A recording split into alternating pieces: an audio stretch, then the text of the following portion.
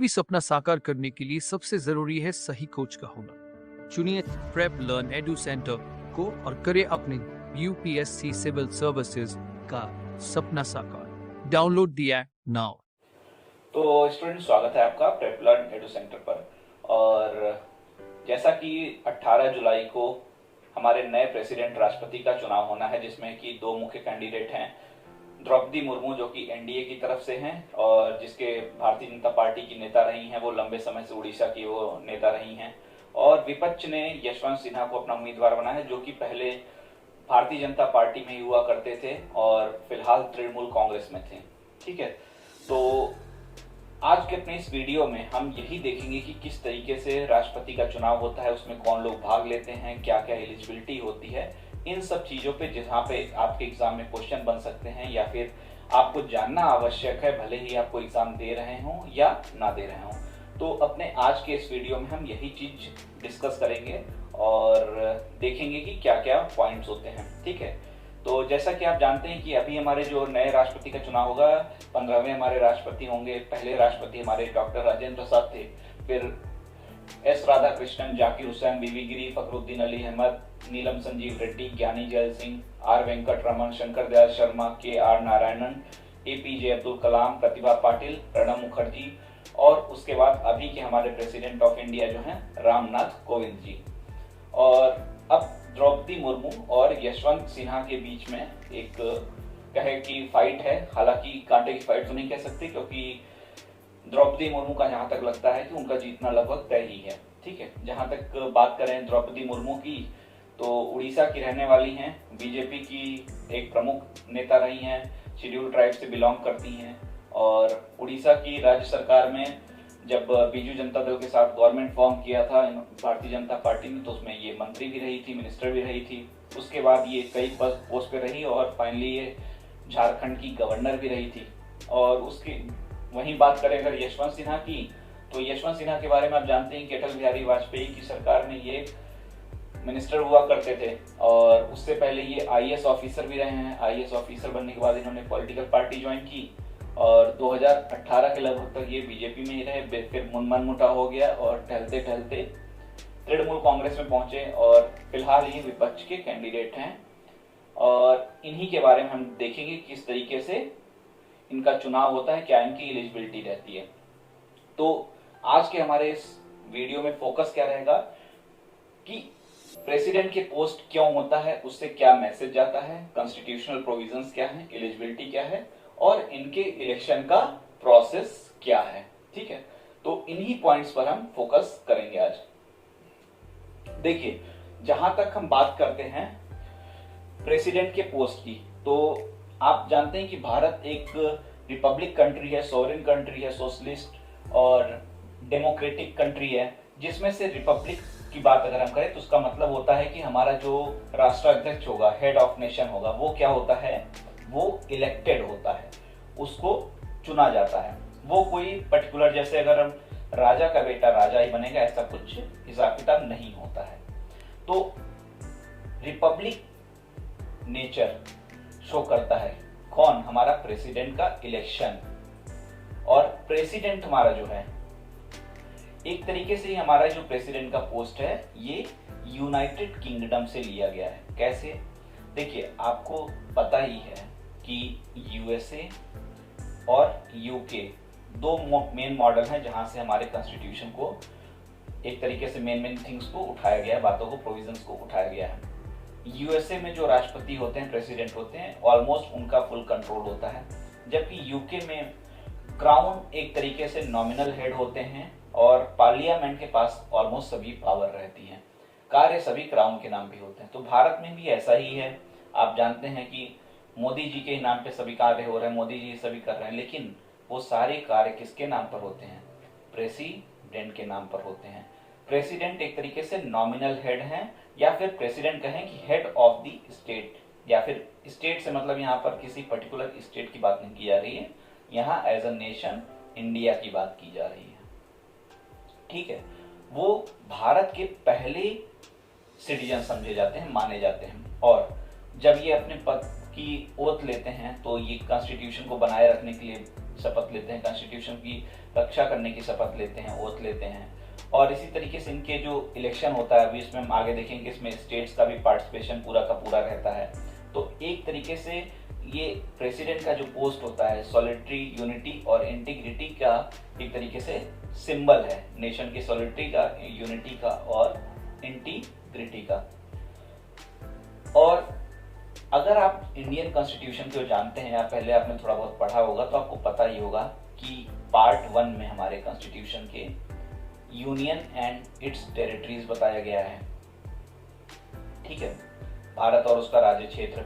उसके बाद पार्ट 2 जो हमारा है उसमें हमारे सिटीजनशिप के कॉन्सेप्ट दिए गए हैं, नागरिकता संबंधी कॉन्सेप्ट दिए गए हैं।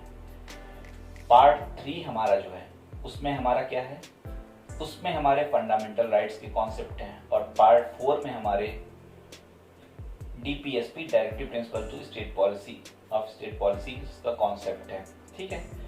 इन चारों के बाद में आर्टिकल 52 से एग्जीक्यूटिव के बारे में बताया गया है, एग्जीक्यूटिव के बारे में बताया गया है इसके चैप्टर 1 में, ठीक है। इसके 2 पार्ट में है अगर कहें तो। और इस एग्जीक्यूटिव के बारे में जो बताया गया 52 से 78 आर्टिकल तक, उसमें 4 लोग मेनली शामिल होते हैं, president, prime minister, council of minister और अटॉर्नी जनरल ऑफ इंडिया।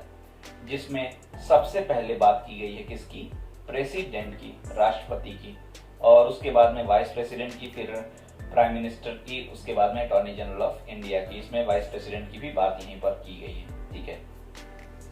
तो अगर हम कहें कि इन सभी चीजों के कॉन्स्टिट्यूशनल प्रोविजन में सबसे मेन जो है प्रेसिडेंट है, तो गलत नहीं होगा। 18 जुलाई को हमारा इलेक्शन है। एलिजिबिलिटी क्राइटेरिया इनके आर्टिकल 58 में दिए गए हैं, कॉन्स्टिट्यूशन संविधान के अनुच्छेद 58 में, जिसमें कहा गया है कि कोई भी व्यक्ति जो भारत का सिटीजन हो, भारत का नागरिक हो, वो क्या कर सकता है, वो पार्टिसिपेट कर सकता है भारत के राष्ट्रपति के पद के लिए। साथ ही 35 इयर्स की वो एज पूरी कर चुका हो। कितने इयर्स की, 35 इयर्स की। और पार्लियामेंट की 2 हाउसेज हैं, इतना तो आपको पता ही है, लोकसभा और राज्यसभा, जिसमें वो लोकसभा का मेंबर बनने के लिए जो भी शर्तें हैं, जो भी एलिजिबिलिटी है, उसको भी वो फुलफिल करता हो, ठीक है। यहाँ पे ध्यान रखने वाली बात क्या है कि संसद नहीं बल्कि लोकसभा की बात की गई है। यूनियन एग्जीक्यूटिव में prime minister, president, council of minister, attorney general, vice president शामिल हो जाते हैं। एक तरीके से वाइस प्रेसिडेंट का उतना रोल रहता नहीं है, इसलिए वहां पे लिखा नहीं गया है। अगर हम यूनियन की एग्जीक्यूटिव की बात करें तो एक तो होती है पॉलिटिकल और एक होती है एडमिनिस्ट्रेटिव, एक होती है एडमिनिस्ट्रेटिव, प्रशासनिक। तो प्रशासनिक जो एक तरीके से जो भी पॉलिसीज वगैरह बनाई गई हैं उनको फंक्शन किस तरीके से किया जा रहा है, फ्रेमिंग ऑफ फंक्शनिंग का काम। और अगर कहें कि संसद में किस तरीके से क्या बातें होंगी, किस तरीके से जनता से कनेक्शन रहेगा और पॉलिसी का बेसिक आइडिया क्या रहेगा, ये सभी चीजें तो पॉलिटिकल स्ट्रक्चर डिसाइड करता है, यानी कि पॉलिटिकल एग्जीक्यूटिव डिसाइड करते हैं, जिसमें राष्ट्रपति, प्रधानमंत्री, कैबिनेट, काउंसिल ऑफ मिनिस्टर्स आते हैं, ठीक है। ये सारी चीजें तो आपको पता ही है, लेकिन फिर भी आपको जैसे बेसिक आइडिया देने के लिए आवश्यक था तो इसको हमने बताया। जैसा कि हमने पहले ही कहा कि कॉन्स्टिट्यूशन के 5th पार्ट में आर्टिकल 52 से लेकर 58 तक के ये सारे प्रोविजंस दिए गए हैं, ठीक है। 52 से 78 तक में एग्जीक्यूटिव के बारे में बताया गया है, जिसमें स्टार्टिंग 52 में कहां से की गई है, प्रेसिडेंट से की गई है। आर्टिकल 52 क्या कहता है कि भारत का एक राष्ट्रपति होगा, there shall be a president of India, Bharat का एक राष्ट्रपति होगा, there shall be a president of India. Shall से मतलब यहाँ पर कंपल्शन है, कॉन्स्टिट्यूशन में जहां पर भी शैल है इसका मतलब वो एक तरीके से कंपल्शन है। उसके बाद आर्टिकल 53 क्या कहता है कि जितनी भी आपकी जो एग्जीक्यूटिव पावर्स हैं वो किसके पास रहती हैं, प्रेसिडेंट के पास में रहती हैं, राष्ट्रपति के पास में ही रहती हैं, और इसका प्रयोग वह स्वयं या अपने किसी अधीनस्थ के माध्यम से, जिसको उचित समझे उसके माध्यम से वो कर सकता है। साथ ही जैसे हमारी जो तीनों सेनाएं हैं, नौसेना, थल सेना, वायुसेना, ये सभी का जो सुप्रीम कमांडर है वो भी प्रेसिडेंट ही होता है, ठीक है, वो भी प्रेसिडेंट होता है। जितने भी कार्य, जैसे मोदी जी कहीं फॉरेन जा रहे हैं, सरकार जो भी कार्य कर रही है वो सभी प्रेसिडेंट के ही नाम पर होते हैं, सभी कार्य प्रेसिडेंट ही करते हैं। इसी तरीके से आर्टिकल 54 की अगर हम बात करते हैं संविधान के, तो ये बताता है कि कौन कौन पार्ट लेगा किसमें, प्रेसिडेंट के इलेक्शन में। इसको हम अभी थोड़ी देर में देखेंगे। कुछ क्वेश्चंस जो अक्सर पूछे जाते हैं कि जैसे what is the principle of election in president's election, क्या सिद्धांत प्रयोग किया जाता है, कौन सा नियम प्रयोग किया जाता है राष्ट्रपति के चुनाव में। तो प्रोपोर्शनल रिप्रेजेंटेशन का प्रयोग होता है, मतलब सिंगल ट्रांसफरेबल वोट। अब ये क्या होता है, इसको हम अपने लेक्चर के ऑलमोस्ट एंड में करेंगे, जिससे आपको समझ में आ जाएगा पूरी तरीके से कि आखिर प्रेसिडेंट का इलेक्शन किस तरीके से किया जाता है। ठीक है, प्रोपोर्शनल रिप्रेजेंटेशन और सिंगल ट्रांसफरेबल वोट का क्या मतलब है। ठीक, साथ ही सीक्रेट बैलेट सिस्टम का प्रयोग किया जाता है, सीक्रेसी को मेंटेन किया जाता है। उसके बाद में एक इलेक्टोरल कोटा होता है, मतलब कि कितना वोट मिलने के बाद किसी कैंडिडेट को विनर बनाया जाएगा। तो total number of valid vote upon 2+1, ये जिसको मिल गया वो होगा क्या, विनर, यानी कि वो राष्ट्रपति बन जाएगा। ठीक है, अभी थोड़ी देर बाद हम जब देखेंगे तो इसमें एक पॉइंट आएगा कि इसमें जो स्टेट की पॉपुलेशन है वो बहुत मैटर करती है किसमें, प्रेसिडेंट के इलेक्शन में। इसीलिए यहाँ पर एक पॉइंट आपको दिख रहा होगा, 42nd कॉन्स्टिट्यूशनल अमेंडमेंट के द्वारा जनसंख्या को 1971 के अकॉर्डिंग फिक्स कर दिया गया है, जिसको 84th कॉन्स्टिट्यूशनल अमेंडमेंट में 2026 तक बढ़ा दिया गया है। ये क्यों किया गया है, इसको अभी जस्ट 1-2 मिनट बाद आप समझ जाएंगे। ठीक है, अब एक पॉइंट याद रखिएगा कुछ और, कि जो हमारे यहाँ भारत देश में जो प्रेसिडेंट का इलेक्शन है, ये डायरेक्ट नहीं होता। आप खुद कल जैसे इलेक्शन 18 जुलाई को जैसे इलेक्शन होने वाला है, तो आप खुद नहीं जा रहे हैं इलेक्शन को लड़ने, वोट देने के लिए। वहां पर आपके जो रिप्रेजेंटेटिव होते हैं वो चुनते हैं उनको। ठीक है, तो ये इनडायरेक्ट फॉर्म ऑफ इलेक्शन है एक तरीके से, नो डायरेक्ट इलेक्शन प्रोसेस। साथ ही एक इलेक्टोरल कॉलेज बनाया जाता है, उसमें जो भी लोग शामिल होंगे वो वोट देंगे किसको, राष्ट्रपति को चुनने के लिए। ठीक है, और उनके वोट की, अगर जैसे एक एमएलए है या एक एमपी है, उनके वोट की अलग अलग वैल्यू होती है।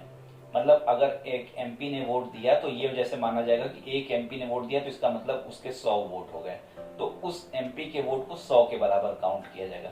मान लीजिए एक एमएलए ने वोट किया तो उसके मान लिया जाएगा कि उसके वोट की वैल्यू 50 है, तो उस एक वोट एमएलए ने अगर वोट दिया है तो उसको 50 वोट। जैसे अगर द्रौपदी मुर्मू को एक एमपी ने, मेंबर ऑफ पार्लियामेंट ने, और एक एमएलए ने वोट दे दिया, तो यहाँ तो 2 ही लोगों ने दिया, लेकिन एक एमपी के वोट की वैल्यू कितनी है, 100, और एक एमएलए के वोट की वैल्यू कितनी है, 50। तो टोटल वोट काउंट कितना हो जाएगा, 150। ठीक है, तो इस तरीके से वोट की एक वैल्यू होती है, जिसको किसके लिए कितनी वैल्यू होती है जस्ट अगली स्लाइड में हमको दिख जाएगा। लेकिन उसमें पार्टिसिपेट कौन करता है, इलेक्टोरल कॉलेज होता है, जिसमें जो लोग शामिल होते हैं वही प्रेसिडेंट के इलेक्शन में पार्टिसिपेट करते हैं। खास बात क्या है कि इसमें वही लोग होंगे जिनका इलेक्शन हुआ होगा, मतलब जो लोग इलेक्टेड होंगे, जिनका चुनाव किया गया रहेगा। आप जानते हैं कि लोकसभा, राज्यसभा में कुछ नॉमिनेटेड मेंबर्स होते हैं, स्टेट्स में लेजिस्लेटिव असेंबलीज में कुछ नॉमिनेटेड मेंबर्स होते हैं। तो जो भी नॉमिनेटेड मेंबर हैं, मनोनीत सदस्य हैं, वो राष्ट्रपति के चुनाव में भाग नहीं ले रहे होते हैं, वो राष्ट्रपति के चुनाव में भाग नहीं लेते हैं। भाग कौन लेता है, एक तो elected members of Lok Sabha and Rajya Sabha. Lok Sabha और राज्यसभा में जो भी इलेक्टेड मेंबर्स है, जैसे लोकसभा के लिए इलेक्शन हुआ तो 543 सीट्स के लिए इलेक्शन हुआ, इतने लोग चुने गए हैं, तो ये 543 लोग पार्टिसिपेट करेंगे। राज्यसभा में 250 टोटल सीट्स हैं, तो 12 उसमें से नॉमिनेटेड हैं, तो बची जो 238 सीट्स हैं जिनका इलेक्शन हुआ है वो लोग उसमें पार्ट लेंगे। यहाँ पर 2 पहले लोकसभा में एंग्लो इंडियन की मनोनीत नॉमिनेटेड सीट्स होती थी, जिसको अब समाप्त कर दिया गया है एक तरीके से, और राज्यसभा में 12, तो ये लोग इसमें पार्टिसिपेट नहीं करते हैं। दूसरा, राज्यों की विधानसभाएं, स्टेट्स की जो लेजिस्लेटिव असेंबली होती हैं उसमें जो इलेक्टेड मेंबर्स हैं, उसमें भी कौन इलेक्टेड, नॉमिनेटेड नहीं, वो भी इलेक्टेड मेंबर्स जो होंगे वो इसमें पार्टिसिपेट करेंगे। थर्ड, दो आपके ऐसे हैं कौन, legislative assembly of the union territory of Delhi and Pondicherry. Pondicherry और दिल्ली, जहां पर आम आदमी पार्टी दिल्ली में सरकार में है, जैसे उन्होंने भी किसको, यशवंत सिन्हा को समर्थन देने की बात कही है, तो ये लोग क्या कर सकते हैं, इनकी विधानसभा के जो निर्वाचित सदस्य हैं वो पार्टिसिपेट कर सकते हैं। याद रखिएगा सिर्फ यही दो ऐसे हैं, ठीक है, बाकी और नहीं कर सकते, यही, और किसी यूटी के नहीं। तो ये लोग पार्टिसिपेट करते हैं। कौन नहीं करते हैं, लोकसभा और राज्यसभा के नॉमिनेटेड मेंबर, दिल्ली और पौंडीचेरी के विधानसभा के नॉमिनेटेड मेंबर भी नहीं करेंगे, और किसी किसी स्टेट में आप जानते हैं कि विधानसभा के साथ विधान परिषद भी होती है, यानी कि लेजिस्लेटिव असेंबली के साथ में लेजिस्लेटिव काउंसिल भी होती है। जैसे अभी महाराष्ट्र में जब काफी ड्रामा चला तो विधान परिषद की सदस्यता, लेजिस्लेटिव काउंसिल की सदस्यता भी उद्धव ठाकरे जी ने छोड़ दी। तो लेजिस्लेटिव काउंसिल के चाहे इलेक्टेड चाहे नॉमिनेटेड दोनों ही मेंबर्स पार्टिसिपेट नहीं करते हैं प्रेसिडेंट के इलेक्शन में। प्रेसिडेंट, राष्ट्रपति के चुनाव में विधान परिषद, लेजिस्लेटिव काउंसिल का कोई भी रोल नहीं होता है। जैसे पहले अभी पिछले जो चुनाव हुए थे, मान लीजिए उसमें योगी जी कहां पर थे, विधान परिषद यानी कि लेजिस्लेटिव काउंसिल में थे, लेजिस्लेटिव काउंसिल में थे, तो वो पार्टिसिपेट नहीं कर सकते थे। जो भी विधान परिषद का सदस्य है, चाहे वो मनोनीत है चाहे निर्वाचित है, वो पार्टिसिपेट नहीं कर सकता है, ठीक है। तो कौन कौन पार्टिसिपेट करेगा, लोकसभा और राज्यसभा के इलेक्टेड मेंबर, स्टेट्स की लेजिस्लेटिव असेंबली के मेंबर, और दिल्ली और पुडुचेरी के जो मेंबर्स हैं इलेक्टेड विधानसभा के, वो लोग पार्टिसिपेट करेंगे, ठीक है।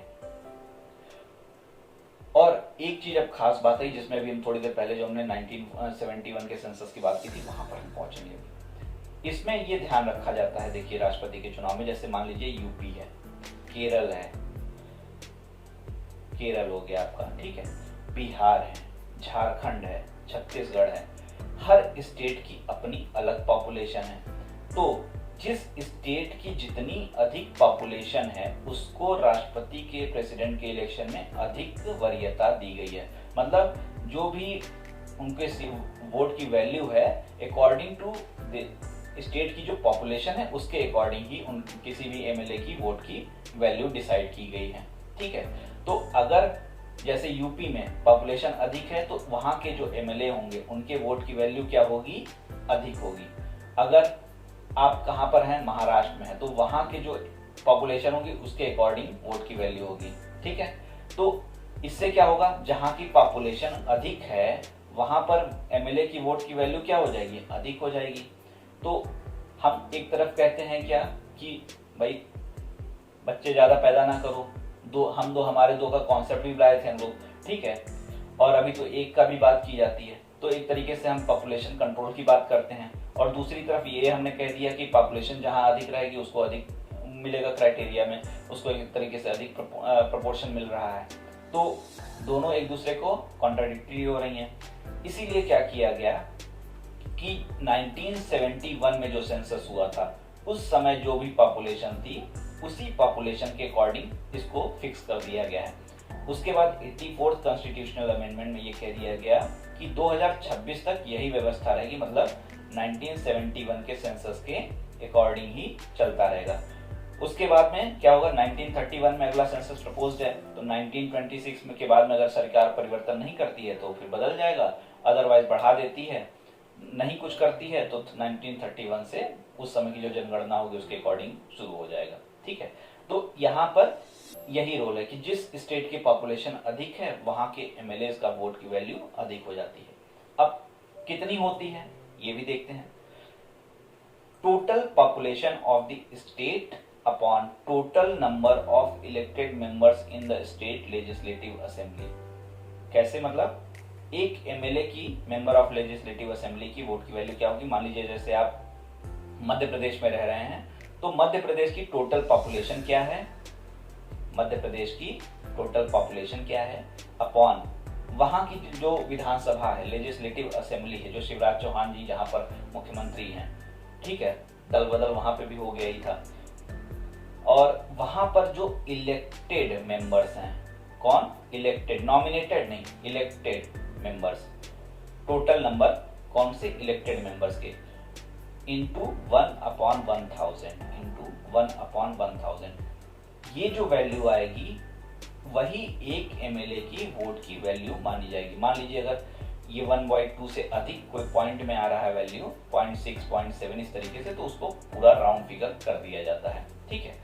इसी तरीके से एक मेंबर ऑफ पार्लियामेंट यानी कि लोकसभा राज्यसभा के जो सदस्य हैं उनकी वैल्यू वोट की कितनी होती है, तो सभी स्टेट्स के मिला के एमएलए की वैल्यू जितनी आ गई, जितने भी स्टेट में एमएलए हैं, सभी स्टेटों में भारत में जो भी एमएलए, जितने भी एमएलए हैं उनके वोट की वैल्यू की जब काउंटिंग की जाती है तो उनका टोटल वैल्यू कितना आ जाता है, total value of votes of all MLA of state upon total number of elected members of parliament, यानी कि लोकसभा और राज्यसभा में जितने भी टोटल इलेक्टेड मेंबर्स हैं उससे डिवाइड कर देते हैं उसमें। टोटल एमएलए की वोट की वैल्यू अपॉन लोकसभा और राज्यसभा में जो इलेक्टेड मेंबर्स हैं। तो जब हम ये करते हैं तो एक वोट की वैल्यू निकल कर आ जाती है किसके, संसद के सदस्यों के एक वोट की वैल्यू, ठीक है। अब बात करते हैं जो हमने शुरू में कहा था कि लास्ट में हम देखेंगे कि किस तरीके से वोटिंग की जाती है, किस तरीके से चुनाव किया जाता है। चलिए समझते हैं। एक चीज तो हमने कोटा की बात पहले ही कर दी थी कि टोटल वोट्स अपॉन 2+1 जिसको मिल जाएगा वो क्या बन जाएगा, विनर, वो विनर बन जाएगा, ठीक है। तो मान लीजिए 100 लोगों ने 100 वोट हैं, टोटल 100 लोग हैं जो वोट देंगे, 100 टोटल वोट वैल्यू है मान लीजिए, ठीक है। और 3 कैंडिडेट ए, बी और सी खड़े हो गए हैं। तो जो वोट देने वाले लोग होते हैं वो क्या करते हैं, वो प्रेफरेंस देते हैं, वरीयता देते हैं। क्या देते हैं, प्रेफरेंस देते हैं। जैसे मान लीजिए कुछ लोग कहेंगे कि हम ए को राष्ट्रपति बनना चाहते हैं, उसके बाद में हम बी को दूसरी वरीयता दे रहे हैं, सी को हम थर्ड प्रेफरेंस दे रहे हैं। तो कुछ लोग, सभी लोग जितने भी लोग वोट देंगे ए, बी, सी तीनों कैंडिडेट में अपनी फर्स्ट, सेकंड, थर्ड चॉइस को बता देंगे कि इनको हम सबसे पहले बनते देखना चाहते हैं, अगर ये बाई चांस नहीं होते हैं तो इनको देखना चाहते हैं, उसके बाद ये भी नहीं होते हैं तो थर्ड नंबर पे भाई ये बन जाए। इसी तरीके से सभी लोग अपना वोट करेंगे। जब सब लोग इस तरीके से तीनों प्रेफरेंस दे देते हैं तो ये देखा जाता है पहले राउंड में कि पहले प्रेफरेंस वाले कितने लोग हैं, पहले प्रेफरेंस वाले कितने लोग हैं। 35 वोट हैं ऐसे जो ए के लिए फर्स्ट प्रेफरेंस है, ए के लिए क्या है, फर्स्ट प्रेफरेंस है। 40 वोट ऐसे हैं जो बी के लिए फर्स्ट प्रेफरेंस है और 25 वोट ऐसे हैं जो सी के लिए फर्स्ट प्रेफरेंस है। ए को 35 मिले प्रेफरेंस में, बी को 40 मिले फर्स्ट प्रेफरेंस में, सी को 25। कोटा हमारा कितना होगा, अगर 100 लोगों का वोट है तो टोटल वोट 100/2 + 1 यानी कि 51 चाहिए था। किसी को भी यहाँ पर 51 नहीं मिला। क्या किसी को भी 51 मिला, नहीं मिला। अब क्या होगा, जो लास्ट में रहा, जो लास्ट में रहा, सी लास्ट में रहा, तो सी को कह देंगे टाटा गुड बाय, आप जा सकते हैं, मतलब आप चुनाव हार गए हैं। सी को हटा दिया जाएगा, सी को कहा जाएगा कि आप चुनाव हार गए। अब कौन कौन बचे मैदान में, ए और बी, ठीक है। अब क्या करेंगे, सी को जिन लोगों ने वोट दिया था उसमें देखेंगे कि कितने लोगों ने ए को पहला सेकंड प्रेफरेंस पे रखा था और कितने लोगों ने बी को सेकंड प्रेफरेंस में रखा था, कितने लोगों ने ए को सेकंड में रखा, कितने लोगों ने बी को रखा।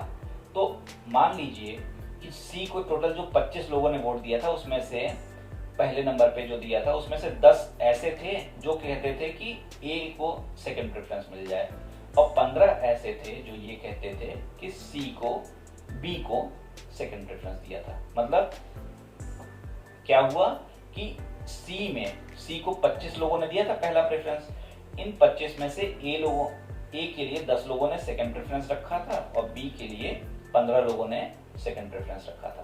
तो ए के जो ये वोट थे जो सेकंड प्रेफरेंस वाले थे वो ए के फर्स्ट राउंड वाले वोट में ऐड कर दिए जाएंगे। पहले 35 था, अब ये 10 ऐड कर दिया। इसी तरीके से बी के लिए 40 प्लस 15 कर दिया, तो टोटल इनका कितना हो गया, बी का 55, यानी कि 51 से अधिक हो गया। तो विनर यहाँ पर कौन हो गया, बी हो गया। बी बन जाएंगे, प्रेसिडेंट बन जाएंगे। ठीक है, तो अगर जैसे अभी क्या है, अभी तो दो ही कैंडिडेट हैं, यशवंत सिन्हा और मुर्मू, दो ही कैंडिडेट हैं, तो यहाँ पर सी का तो कोई कॉन्सेप्ट ही नहीं है। इसलिए सीधे सीधे जो मेजॉरिटी, जो 50+1 में रहेगा, जिसके पास अधिक वोट रहेंगे, वो सीधे सीधे जीत जाएगा। ठीक है, तो नंबर ऑफ कैंडिडेट कम होने के कुछ तो फायदे हो ही जाते हैं। ठीक, और सीक्रेसी मेंटेन की जाती है। राष्ट्रपति अपने टेन्योर में 5 इयर्स तक रह सकते हैं। जिस डेट को उन्होंने अपना ऑफिस लिया है 25 जुलाई को, उस दिन से वो 5 साल तक अपने पद पर रहेंगे। 61(1) आर्टिकल के अकॉर्डिंग, 61(1) के अकॉर्डिंग अपने पद, जिस दिन उनका पद समाप्त हो रहा है उससे पहले चुनाव करा लिया जाना होता है। ठीक है, इसी तरीके से क्या उनका री इलेक्शन हो सकता है, तो 57 में ऐसा कुछ प्रतिबंध नहीं लगाया गया आर्टिकल। अगर दल चाहते हैं उनको फिर से बनाना, तो फिर से उत्तराधिकारी मतलब चुनाव उनका हो सकता है। ऐसा कोई बाउंडेशन नहीं है उनके ऊपर कि हाँ नहीं बन सकते हैं। ठीक है, तो अगर रामनाथ कोविंद जैसे हैं, तो उनको अगर फिर से कहा जाता कि आप बन जाइए, तो वो बन सकते थे। हमारे पहले जो राष्ट्रपति थे डॉक्टर राजेंद्र प्रसाद, वो इस तरीके से 2 बार बने भी थे। ठीक, तो ये एक तरीके से पूरा प्रोसेस होता है किसका, प्रेसिडेंट के इलेक्शन का। ठीक है, तो ऑलमोस्ट बहुत ही सिंपल लैंग्वेज में हमने इसको समझा है, देखा है कि किस तरीके से राष्ट्रपति का चुनाव किया जाता है। आप फिर से एक बार देखिएगा, और पूरी डिटेलिंग अगर आप जैसे किसी भी कॉम्पिटिटिव एग्जाम्स की तैयारी कर रहे हैं, तो गूगल प्ले स्टोर पर प्रेपलर्न एडू सेंटर के नाम से हमारा ऐप भी है, जिसको आप डाउनलोड कर सकते हैं। स्पेलिंग मैं यहाँ पर लिख दे रहा हूँ, अगर आप देखेंगे तो आपको अवेलेबल मिलेगा। यहाँ पर आप सभी कॉम्पिटिटिव एग्जाम्स की तैयारी कर सकते हैं। और खास तौर पे अगर आप उत्तर प्रदेश के या बिहार के हैं, तो वहाँ पर के लिए आपको बहुत ही अच्छे से तैयारी का अवसर मिलेगा। खास तौर पे जो हिंदी मीडियम के स्टूडेंट्स हैं, उनके लिए यहाँ पर बहुत कुछ मिलेगा। आप इंडिविजुअल कोर्सेज भी ले सकते हैं, और अगर आप चाहें तो एक कंबाइंड कोर्स भी ले सकते हैं। ठीक है, तो उम्मीद कर रहे हैं कि आपको सब कुछ समझ में आया होगा, क्लियर होगा, और चैनल को भी जरूर सब्सक्राइब कर लीजिएगा। और जो भी आप लोग के डाउट्स हैं उसको भी आप पूछ सकते हैं, आप कमेंट में करें तो भी आपको रिप्लाई मिल जाएगा। और ऐप को डाउनलोड करके वहाँ पर भी आप बहुत सारी चीज़ें, जैसे डेली के the Hindu, Indian express newspaper वगैरह भी आपको डेली का डेली मिल जाता है। कई MCQs वगैरह जो पुराने UPSC के या स्टेट PCS में क्वेश्चन आ चुके हैं, उसको भी हम वहाँ पर डिस्कस करते हैं। वो सारी चीज़ें तो फ्री ऑफ कॉस्ट ही रहती हैं। ठीक है, तो चलिए, ठीक है, फिर थैंक यू।